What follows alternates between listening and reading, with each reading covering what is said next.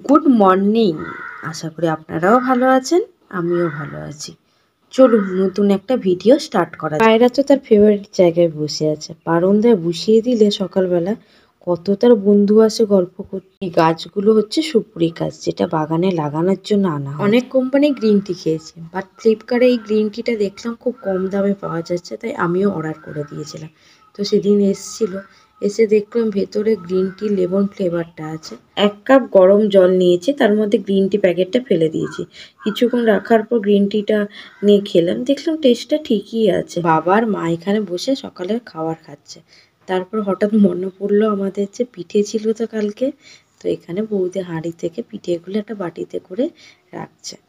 বাসি পিঠের টেস্টটাই আলাদা, দারুণ খেতে। আমি আর বৌদি এখানে খেতে বসছি, আর খেতে খেতে আমাদের গল্পের ঝুলিয়া শেষ হয়। বেলা 12টা বাজে উনি ঘুম থেকে উঠলেন। আর বলতে ভুলে গেছি, ইনি তো এখন প্রেগনেন্ট। এখন খালি প্রেগনেন্ট অবস্থায় মানুষ যেভাবে ঘুমিয়ে থাকে সারাদিন, খালি সারাদিন ঘুমায় আর বসে থাকে, এইটাই হচ্ছে এখন কাজ। মিশো থেকে এই ড্রেসটা অর্ডার করেছিলাম। অনেকে বলে যে মিশোর প্রোডাক্ট ভালো না, কাপড় কোয়ালিটি ভালো না। বিশ্বাস করে আমি মিশো থেকে যতগুলো প্রোডাক্ট কিনেছি কোনোটা খারাপ পড়ে। মাটির উনুনে হচ্ছে এক সাইডে মাছ ভাজা, এক সাইডে গরুর কুড়া ফোটানো হচ্ছে। এখানে ঘাস আর কুড়া দিয়ে মা জল দিয়ে বসিয়ে দিয়েছে ফুটতে। নিম পাতা আর হলুদ দিয়ে গরম জল করে হালকা ঠান্ডা হয়ে গেলে ওই পায়রাকে স্নান করানো হয়। আর পায়রাকে এখানে সামনের বৌদি বের করে দিয়েছে, আর তার উপর জল দিচ্ছে হালকা হালকা, সেইভাবে ঘুরতে আছে। এই যে স্নান করানো হবে না, এরপরেও মানে সারাদিনটা ঘুমাতে থাকে। এত শান্তি পায় স্নান করিয়ে দিলে। আবার জল না দিলে ওইভাবে তাকাতে থাকবে আর ডাকবে।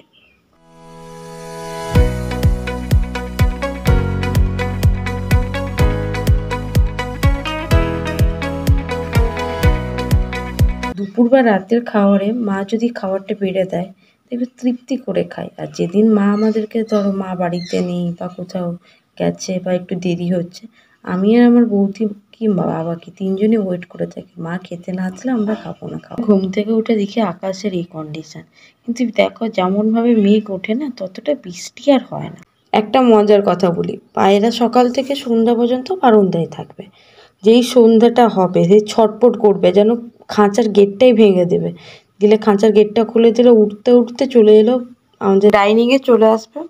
তারপর আমরা ভাবি মাঝে মাঝে উড়ে কোথায় সানসেটে বা কোথায় বসবে।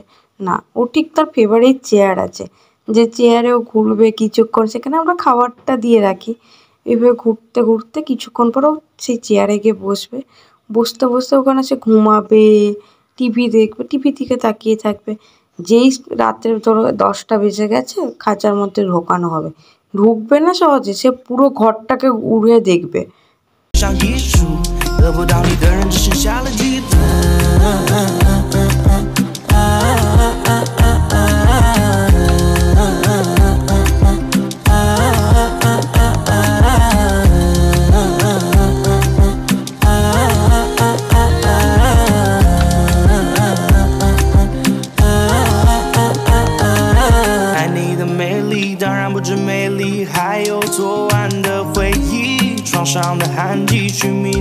শুভরাত্রি বন্ধুরা, ভালো থাকবেন।